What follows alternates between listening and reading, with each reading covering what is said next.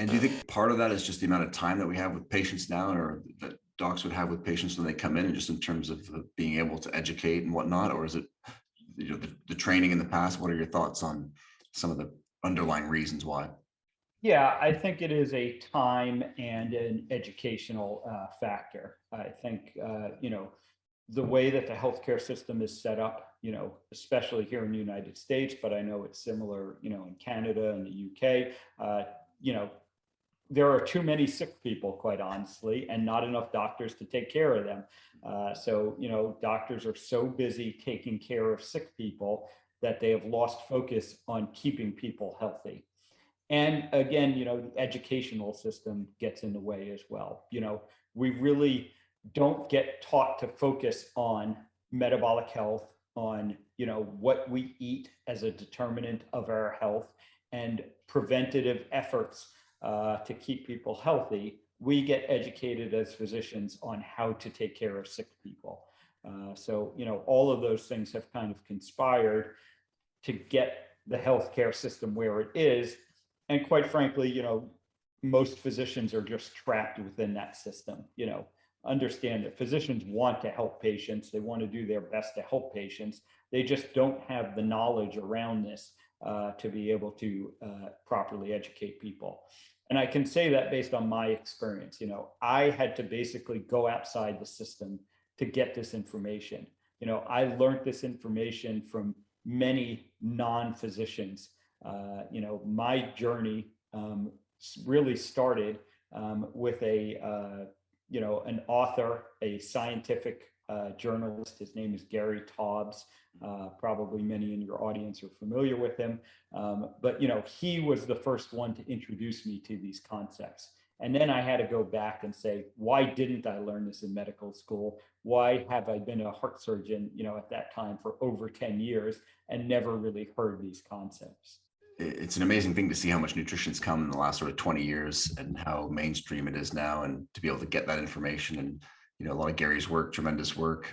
A big San Antonio Spurs fan, which is but yeah, and so great to hear that your story. And in the book as well, you obviously give some great solutions. One of the things I like, and one of the things we try to coach our clients, is around principles over strategies. If we understand how it works, we can select different strategies to address the challenge. And you talk about systems versus goals in the book, which I love.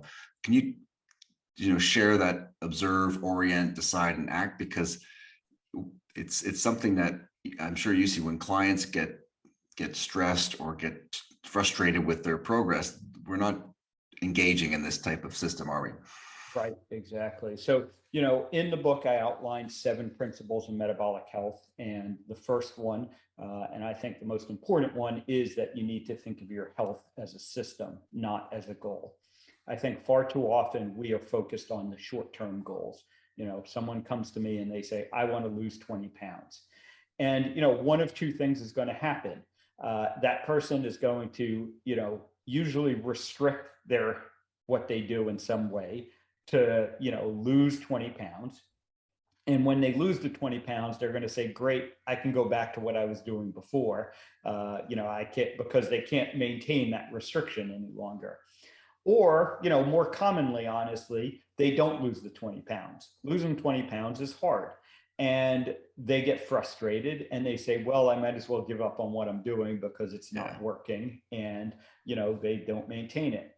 Instead, what I try and get my clients to understand, and I hope that this comes through to people that are reading the book, is that you need to think of your health as an overall system. You need to say to yourself, I want to be metabolically healthy, and I'm going to find the habits that support me being metabolically healthy. And the OODA acronym, OODA, is one that I have found useful, borrowed from other areas, but I think it's applicable to our health. And it's observe, orient, decide, and act. So, first you need to kind of observe where you're at.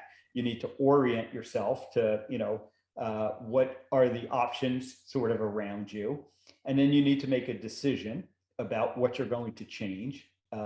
What habits you're going to adopt and what habits you're going to get rid of. And then you need to act on those decisions. And importantly, OODA is always described as a loop, because then you need to start over again Mhm. and you need to reobserve, what effect did you get and reorient. And if it's not, getting you where you want to be, you need to, go through the decision and act again. And you just kind of keep doing that until you're, really getting to where you want to be. But I think that overall mindset of thinking of your health as a system, I want to be metabolically healthy. I am going to find the habits that support that. Um, is the best first step to take, because all of those outcomes that we're looking for, wanting to lose the weight, wanting to avoid chronic diseases, wanting to stay off my operating table, come from being metabolically healthy. So when we focus on the habits that support metabolic health, we're going to get those other, kind of short-term goals, those other outcomes that we're looking for. Yeah, it's a great, that idea of zooming up to 30,000 feet to sort of observe the situation as a third party almost, because people tend to, it's tough when you're in the thick of things to really be able to notice the habits and the things that have gone awry. And once you can do that, just as you point out with the kind of orienting yourself, understanding an individual, understanding their values and what's important to them really helps to orient then to engage in, and as you talk about here, deciding and acting. And so that's terrific. And if we pivot here a little bit to talk about, exercise is still a component where, aerobic fitness, building strength in particular, for longevity is a key indicator, which people might not appreciate. Something like even grip strength is a good reflection of how well we're aging. Can you talk a bit about strength and longevity and metabolic health? Yeah, definitely. So, one of the principles that I outline in the book as, a pillar of metabolic health, I frame it as move. And so I don't specifically say exercise, and that's very intentional. I think for most people, they need to focus on just moving more. 100%. And, I give the sort of classic example that people, think that you need to go to the gym for an hour, let's say, a day. And a lot of people that do that, they go to the gym for the hour of the day, and then they sit around doing essentially nothing the rest of their day. And you would get a lot more, kind of bang for your buck, a lot more, effect if you just moved more throughout the day. And these can be simple things like, taking a 10-minute walk after you eat, using a stand-up desk instead of sitting, Walking meetings, the whole. yeah, parking further away, not taking the elevator, those types of habits. And if you just incorporate more movement throughout the day, you're going to get great effect from that. If you are going to do dedicated exercise sessions, the kind of debate that always goes on is, cardio versus resistance exercise. And, since most people have limited time, I think, and the data would support that resistance exercise is a more effective use of your time, because we have very good studies showing that, one of the best predictors of longevity, and not only how long you live, but also the quality of your life as you age, is building and maintaining muscle mass.